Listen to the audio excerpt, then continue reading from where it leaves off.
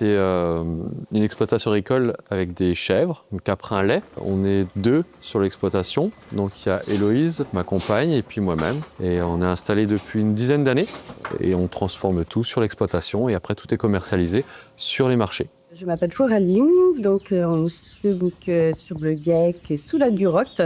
Il y a la commune de Basse-sur-le-Rue, à 600 mètres d'altitude. Donc on a une troupe à peu près de 600 moutons sur un système tout en herbe. On a 105 SAU. On a très peu de mécanisables. En fait, on a peut-être une petite dizaine de mécanisables. Donc qu'est-ce pour vente? On est principalement donc, sur de la vente directe en circuit court avec un partenariat avec les magasins locaux. Benoît Valdener, donc associé sur le ARL du Rouffin, sur la commune de Cornimont. Ici, on est à 960 mètres d'altitude. J'exploite à peu près 86 hectares, donc du coup tout en herbe et tout en prairie permanente.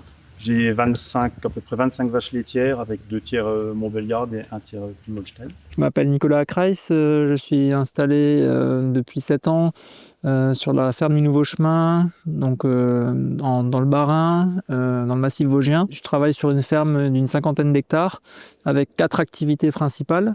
La première, comme vous pouvez le voir, c'est l'élevage de chevaux. Ensuite, je suis également producteur de lait de jument que je propose en alimentaire et en cosmétique. J'ai aussi des bovins viande et également une activité d'accueil à la ferme avec des chambres d'hôtes et tables d'hôtes.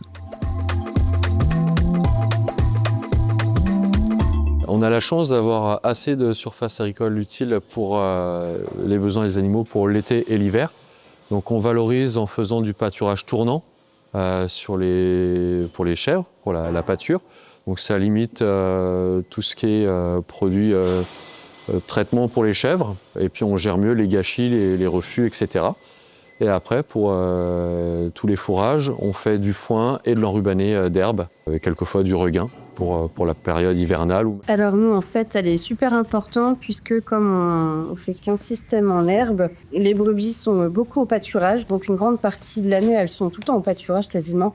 Elles ne rentrent seulement que 3 mois de l'année à peu près. Donc principalement donc, pour faire l'annelage.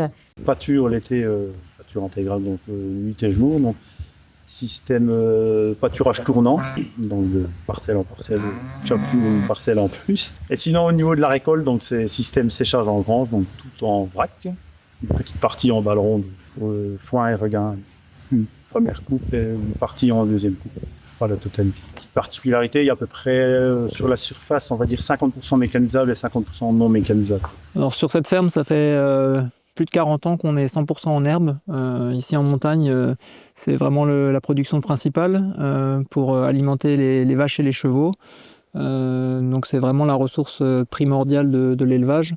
Les animaux sont au pâturage environ 6 mois par an et sont en bâtiment ou alimentés avec du foin de l'exploitation les 6 mois d'hiver. C'est la seule ressource alimentaire de l'exploitation. Il y a un peu d'achat d'aliments bio en concentré à l'extérieur, pour couvrir les besoins des vaches allaitantes après le vélage et des juments un peu avant le poulinage. En fait, la problématique, c'est qu'on est obligé de s'adapter, on ne peut pas faire autrement. Comme en fait, l'été, quand il fait super chaud, on est obligé donc d'adapter les parcelles où on va mettre les brebis. On essaie donc de chercher des parcelles où principalement on a beaucoup d'ombre et de l'eau, puisque toutes nos parcelles ne sont pas équipées en eau.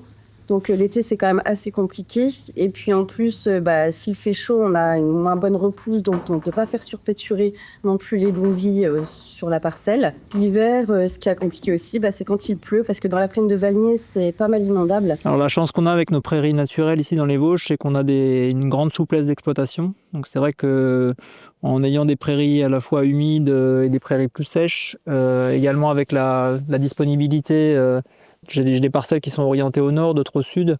Donc on arrive toujours en fait à trouver une utilisation des prairies, quelle que soit la météo. Mais c'est vrai que sur mes premières années d'installation, j'ai eu de nombreuses sécheresses.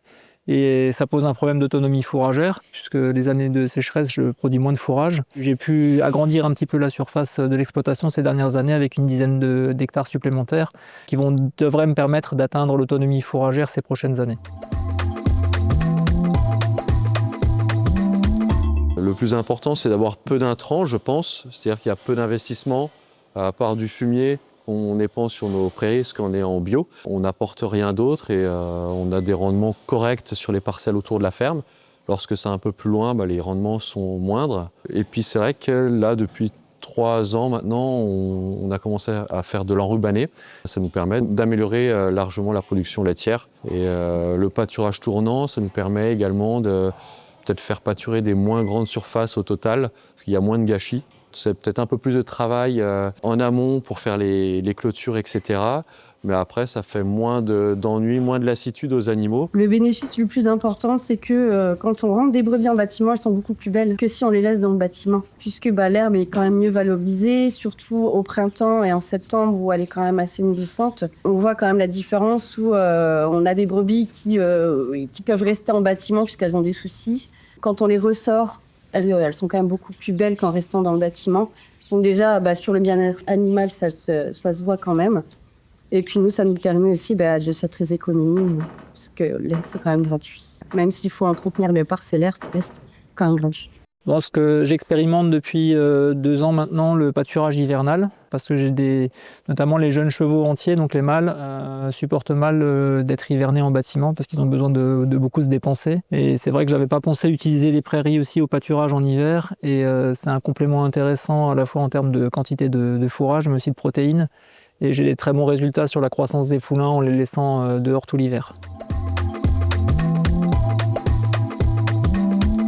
Au fur et à mesure des années, on arrive quand même à agrandir le cercle d'agriculteurs qui veulent bien qu'on fasse de la veine pâture. Mais au tout début de sa mise en place, ça a été quand même assez compliqué. Parce que, en général, c'est vrai que les éleveurs de bovins ne veulent pas trop de moutons chez eux. Et ensuite, après, ici, ce qui est le plus compliqué sur le secteur de montagne, en fait, c'est l'entretien des parcs qui est très compliqué, très fatigant. Ça demande beaucoup de manutention. Et on n'a pas toujours les moyens adaptés pour pouvoir faire le travail correctement. Je dirais une des difficultés, c'est d'avoir des clôtures en bon état sur toute la surface, parce que pour pouvoir pratiquer un pâturage tournant et exploiter au mieux la ressource fourragère, il faut avoir beaucoup de bonnes clôtures, et ça représente un coût d'investissement important. J'estime à plus de 20 000 € sur les 7 années d'installation. Également un travail d'entretien conséquent, c'est vraiment des dizaines d'heures d'entretien tous les ans. On a pas mal de friches à cause des genêts qui sont assez envahissants, assez tenaces, et surtout dans les pentes avec des roches, des souches, etc. C'est pas très mécanisable. Donc là-dessus, on a pas mal travaillé déjà avec le matériel qu'on avait, avec simple broyeur et tracteur. Après, il en reste pas mal, et c'est pas les chèvres malheureusement qui en viennent à bout. Alors pourquoi pas faire appel à une entreprise pour broyer ça et tout de suite refaire pâturer derrière, parquet assez serré. Conforter la veine pâture, puisque c'est super important quand même pour nous l'hiver, sachant qu'on ne peut pas accueillir tout le monde. Donc c'est ça, la développer aussi. Donc ce qui serait pas mal aussi, ce serait de se mettre d'accord à plusieurs éleveurs et puis descendre plus de bêtes en fait en plaine, comme à Sur Épinois sur les grandes parcelles, et puis pourquoi pas qu'il y ait juste un verger qui s'occupe de la troupe ou de verger. Faire un petit peu en fait comme dans les alpages VT, mais le faire dans la plaine hiver. Pourquoi pas. Je travaille actuellement sur un projet de séchoir en grange. J'ai pas envie de recourir à l'enrubané ou à l'ensilage qui n'est pas adapté pour les chevaux, et puis qui produit également beaucoup de plastique. Malheureusement, pour l'instant, l'équation économique est difficile à trouver parce que j'ai pas des produits qui valorisent fortement le séchage en grange, comme les gens qui sont en production fromagère par exemple. Donc c'est à l'étude, et ça dépendra beaucoup aussi de la valorisation de l'énergie produite.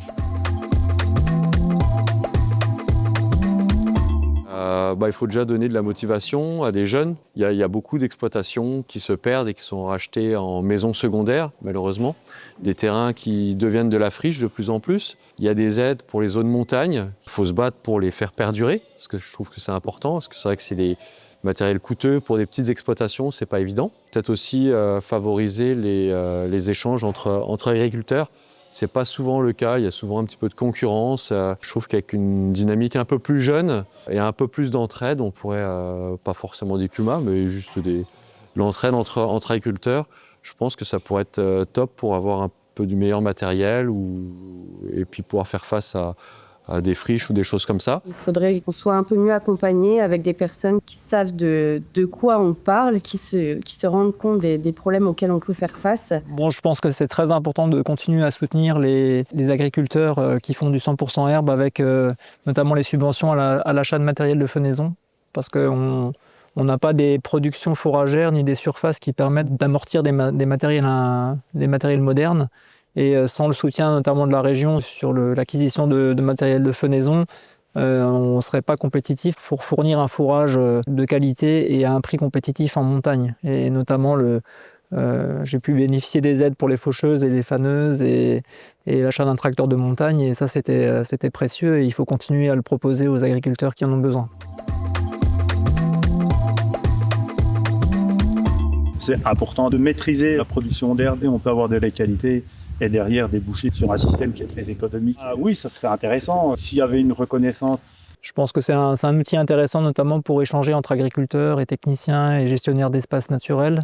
Le nerf de la guerre, c'est l'argent, donc j'espère surtout que ça permettra de mobiliser des moyens financiers à l'avenir pour soutenir certains investissements, pour faciliter en fait la modernisation aussi des bâtiments, pour mieux gérer les effluents, par exemple couvrir les fumières, ce qui n'est pas encore le cas chez moi, et ce genre d'investissements lourds qui ne peuvent pas être envisagés sur une ferme sans un soutien financier important de l'agence de l'eau de la région.